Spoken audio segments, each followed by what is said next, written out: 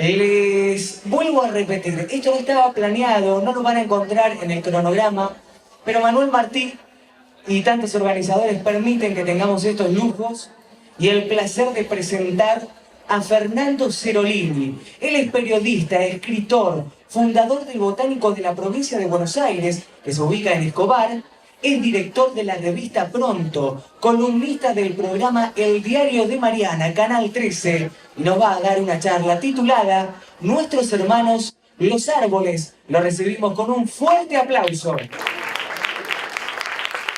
Bueno,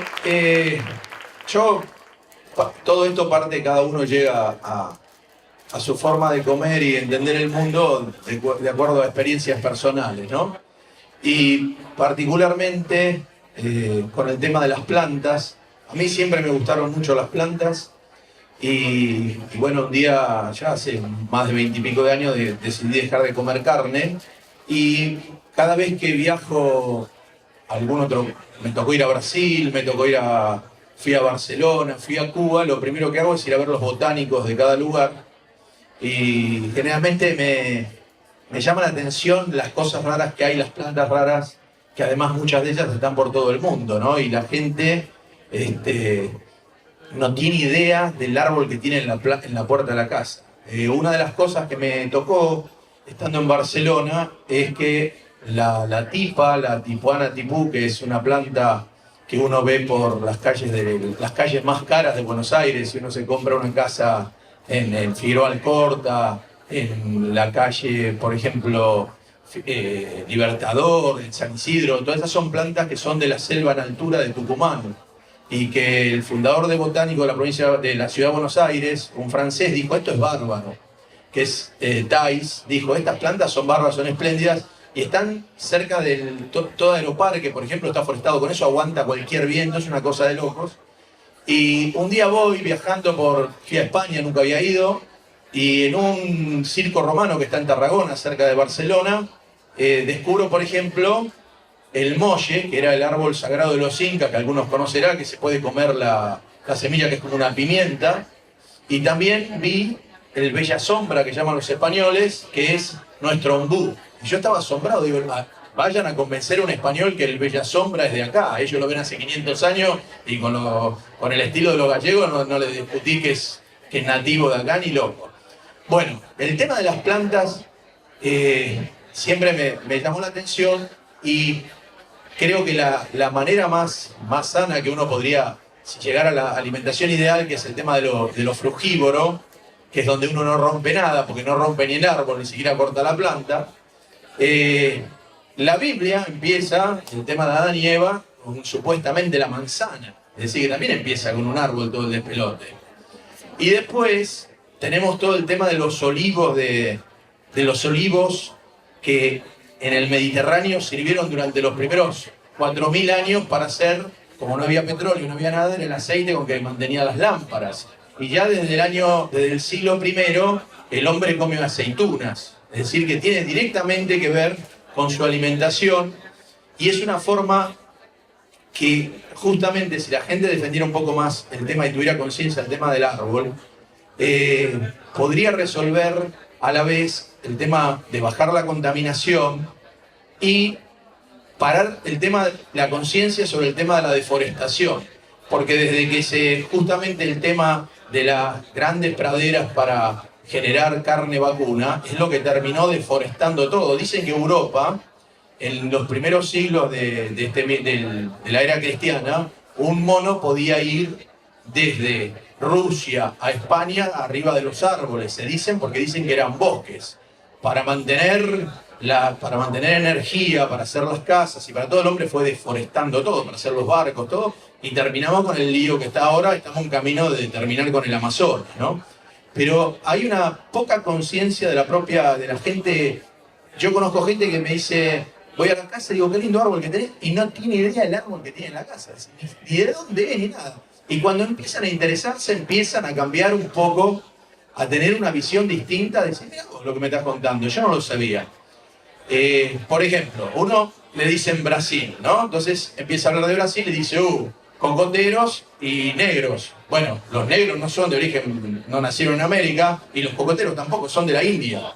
Y en Bahía, por ejemplo, hay 400 kilómetros de cocotero, porque lo primero que hicieron los portugueses cuando llegaron a Brasil es plantar cocoteros. ¿Por qué plantaban cocoteros? Plantaban cocoteros porque el agua generaba el escorbuto, se podría el agua en las navegaciones y la gente se moría arriba de los barcos. Si usted lleva cocos, el coco es la mejor manera de mantener agua sana y además alimenta. Entonces llenaban las centinas de cocos y no se moría nadie.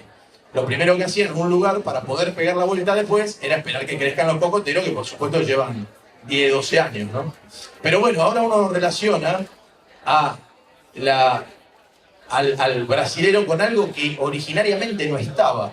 Por suerte las plantas no son una cosa de que genere una terrible invasión, salvo algunas excepciones como el tema de la rosa mosqueta, que la llevaron al sur de la Argentina y hicieron un desastre, que aparece por todos lados, invade plantas nativas que empiezan a tener problemas, pero es mucho más fácil que un animal mal puesto traiga problemas más que una planta. Y la mayoría de las plantas no generan este tipo de problemas.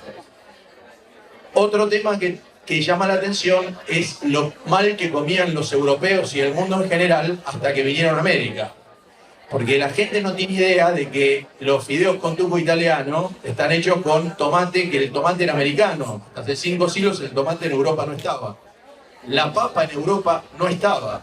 El maíz en Europa no estaba. La palta no estaba. La frutilla no estaba. Y los suizos no podían vender chocolate porque el chocolate no estaba. Todo era americano, se lo llevaron para allá, hacer negocio y todo, pero se ve que acá comían bastante mejor que lo que comían los europeos, que era una comida bastante aburrida en base al poroto y a algunos animales de caza, que es lo que comían ellos. Y otro tema con el tema de las plantas, alguien que sí tuvo mucha conciencia del valor de las plantas fueron los chinos. Y hasta el siglo XV, cada vez que se tomaban contacto con los ingleses, no les dejaban entrar a sus jardines botánicos porque sabían que ahí tenían un gran valor. Hoy hablamos del el tea o'clock de los 5 o'clock de los ingleses, y el té, por supuesto, es de los chinos. Casi todos los cítricos son traídos de la China, y lo guardaban como un secreto de Estado porque sabía que lo primero que iban a tratar de hacer los ingleses era llevarse las semillas para poder generar eso en otro espacio. Lamentablemente, yo no digo, por supuesto, que uno con el árbol que tiene en la puerta de la casa vaya a cambiar la humanidad, porque no lo va a poder hacer, pero sí va a empezar a dar una idea al resto del valor que eso tiene y de generar, por ejemplo, en este momento se están haciendo algunos desastres en Puerto Madero, que se está haciendo una autopista para camiones. Yo me he peleado con el jefe de gobierno de la ciudad porque decía que estaban trasplantando los árboles. Muchos lo están trasplantando y algunos plátanos de 80, 90 años los están haciendo percha, pero muchos los trasplantan porque saben que hoy ya hay un gran conflicto con eso, como pasó en la Panamericana cuando tuvieron que trasplantar. Por lo menos empieza a haber un poco de conciencia de que un árbol de 100 años se hace en 100 años, no lo podés hacer en 5 años. No hay que decir, bueno, ponemos otro arbolito. No puedes sacar un árbol de 100 años y plantar una pequeña planta que recién va a renovar el oxígeno y tomar polución y todo cuando sea mucho más grande, y además es un ser vivo, porque no tenés por qué tocar, y genera además un valor, porque si ustedes ven, por ejemplo, en las ciudades que no tienen montaña, que no tienen, usted tiene el mar al lado, bueno, una ciudad que está forestada, una calle que está forestada, es totalmente distinta a una que no lo está. Además, lo único que diferencia una calle de otra, porque si usted está en un plano y hace casas todas iguales, serían kilómetros y kilómetros de ciudades iguales, una ciudad con la misma imagen. Lo único que hace diferente, mismo en La Pampa y en cualquier lado, un pueblo se diferencia de otro por cómo está la plaza y la planta que tiene adentro.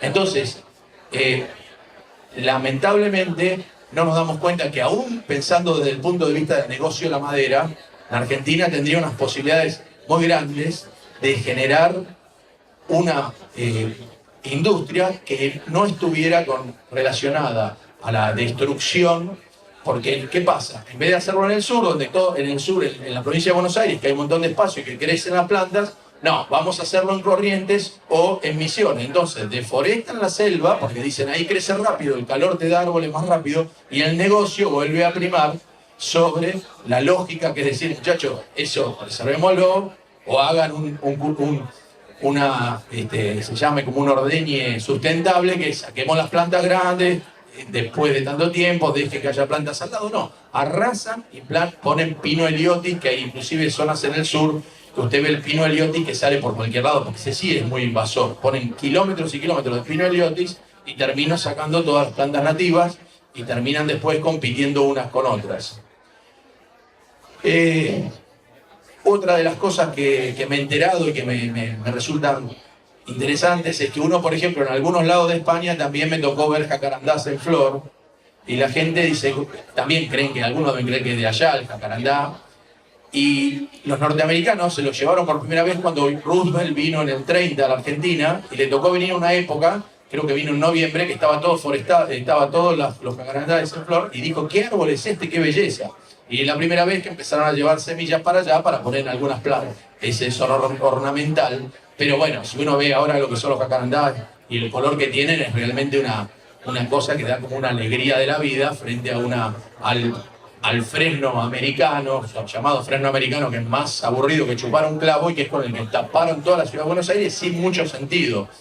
En algunos lugares de Buenos Aires empezaron a sacar el fresno americano, no sacarlo, sino que cuando planten no vuelvan a plantar fresno americano, el que está ya está, hay que dejarlo, pero si vamos a plantar de nuevo, lo que se llama la babuinia, que es la pata de vaca, es parecido al fresno, pero hay de flor rosada y flor blanca que parece una orquídea. Es una planta bellísima, es nativa, es del río cercana al río de la Plata en el norte, y la característica de la ciudad de Buenos Aires es que tolera todo esto, y que cuando realmente llegaron los españoles casi no había nada, porque no se sabe por qué, pero había algunas de estas plantas nuestras, pero estaban más cercanas a la zona del delta y después para arriba. Buenos Aires no tenía nada, y realmente crecen muy bien. El propio Vázquez Montalbán decía en uno de esos libros, decía en uno de sus policiales, decía, Buenos Aires, esa ciudad donde los árboles se vuelven gigantes. Y hay algunos árboles acá que son mucho más grandes, como han crecido en Buenos Aires, que en sus propios lugares de origen. No sé qué pasa con la tierra, pero realmente es una posibilidad muy buena, y es lo que hace que tengamos algo que nos distingue, en el sentido de poder armar una ciudad con Palermo, con algunos lugares donde se dice, che, crecen bien las plantas, ¿por qué no hacemos que todo esto así, en vez de cemento por todos lados, que es un embole, que la temperatura, que no para el agua? No es tan complicado entender esto, ya lo dice las Naciones Unidas hace varios años, y que esto hay que cumplirlo de alguna manera, y por lo menos respetando uno en su propia casa, porque la gente, muchos dicen, no, sí me encantan los árboles, pero apenas se compra una casa, lo primero que dicen, no, yo quiero el jardín de esta manera, reventemos de estos 3 árboles, 4 árboles, pues sí, flaco, pero bueno, claro, cuando vos te vienes, lo que vos planteás para el resto no te importa, y cuando uno planta, a veces planta un árbol que es equivocado, no es tan complicado leer un poco, enterarse cuál es el árbol para su vereda y qué hacer en la vereda para que no le tengan problemas, porque después viene la señora y dice, mira, a mí me encantan los árboles, pero me está rompiendo todos los caños. Yo les voy a decir una cosa, cuando yo planté en mi casa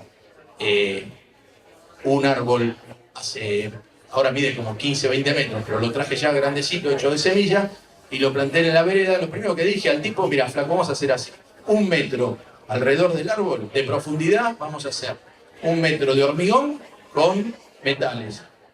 Y todo lo que aparezca ahora del árbol, las ramas van a ir para abajo. Yo sé que nunca más me va a romper la vereda, pero es mucho más fácil hacerlo cuando uno está construyendo que después hacer 20 veces la vereda, porque cada 3 años están haciendo la vereda de nuevo. Y no es tan complicado, porque una vez que se haga, pero eso tendría que uno decírselo a la gente, che, mira, vas a plantar un árbol, haz esto. Y les digo que algo que me pone muy contento es que hace poco comí una palta que es hija de una palta que yo comí hace 12 años, me encantó la palta, la puse, la planté, la llevé en maceta, la puse a tierra y dije, ¿este árbol qué será? Porque vio que hay palta macho y hembra y tiene que fecundarse. La mía estaba bárbaro, pero no apareció una palta ni loco. Digo, ¿qué habrá salido este muchacho?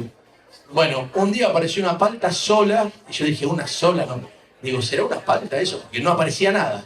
Y ahora ya este año dio como 15 o 20 paltas y empezó de ahora en más a dar y tenía otro gusto porque era mi propia palta. ¿Cuántos años empezó a dar? En este caso habrán sido 10 años. Pero aquí es más lento porque es de clima. Pero viste que hay una palta que es la palta que se hay en la ciudad de Buenos Aires, que es una palta grande. Después está la palta chiquita, que es hay una palta que es de Ecuador, y hay una redonda. Yo logré que sea, yo planté la redonda, no la que se ve más en Buenos Aires, y tenía dudas de si no habiendo de la otra, no habiendo otra igual cerca, nos iba a fecundar. No hice la grande, que es la que más rápido va, la más mantecosa, esa que pesa como 1 kilo. Yo hice una redonda que está en el medio.